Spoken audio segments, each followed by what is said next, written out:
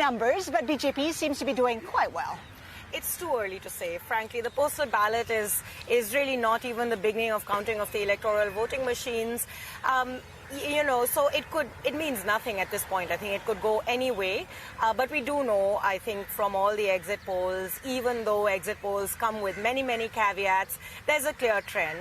And that trend seems to suggest whether he comes back strong or comes back weakened, it's likely that we're going to have a Narendra Modi prime ministership, which we should know by the end of today. What are the chances he will come back strong, given the tensions with Pakistan, which seem to have swayed the voters? Well, in January of this year, it certainly looked that the Prime Minister and the ruling party was on a much weaker footing. And if you look just within 2 weeks of January, when the last interim budget was announced, you could see that they had worked their feedback loops enough to be able to start putting in measures to try and shift the trend. And that last session of Parliament, you saw some very important attempts made by the ruling party, including expansion of reservation jobs quotas, shifts in the budget with a new program that was meant to give income transfers to farmers, seemingly a response to the growing agrarian crisis. And then you get the terrorist attack in Pulwama in mid-February.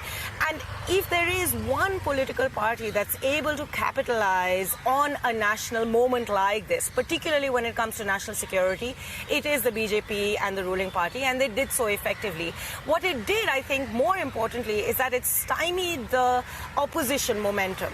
You saw after the December elections, when 3 major states were lost by the ruling party in favor of Congress, and these were direct head-to-head a fight between the Indian National Congress and the BJP, that there was a fair amount of momentum, energy. Finally, we see a spring in the steps of the Congress party, which we hadn't seen for 4 years. We see opposition parties coming together, saying, let's now, the arithmetic is working in our favor, let's move towards a coalition that could in many ways at least put a few speed breakers in the momentum of the BJP.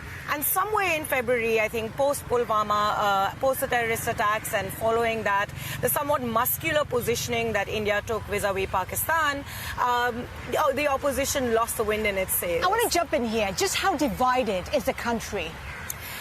Look, frankly, we'll know at the end of today. I certainly think that the story of a slowing economy and rural distress, which is significant. You've seen farmers coming to the streets in India over these last 2 years like we haven't, at least in the last 20 to 25 years.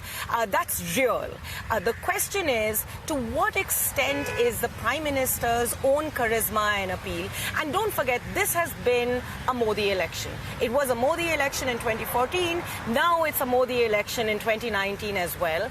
And even as the Congress party has attempted to make this about 543 elections, as in localize it seat by seat, you don't see a single BJP candidate fighting as a candidate. You see them fighting as a representative of Modi and the BJP. So a referendum on Modi this time around, what would a second term mean?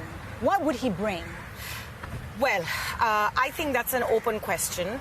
We certainly know from the narrative of this election, the rhetoric that Modi has used through this election, that this is going to be about national security, polarization. It's a very muscular victory. And regardless of why people are voting for Modi, and there may well be many reasons, it may not be about polarization, it may not be only a response to the national security agenda that he presented during the election. Given how he has conducted this campaign, the kind of candidates that they have now mainstreamed, we have somebody who has been indicted, who's at least on trial for terrorism charges, who stood for election in Bhopal, and by the exit polls seems like she will win. And even if she doesn't, it does certainly seem that she will give her, the Congress party candidate, a run for their money. So this is most certainly going to be a government that has come on the back of a majoritarian agenda. The extent to which they realize this is an open question. Modi also will come back to power. If he does, the jury is still out, facing a deep economic crisis.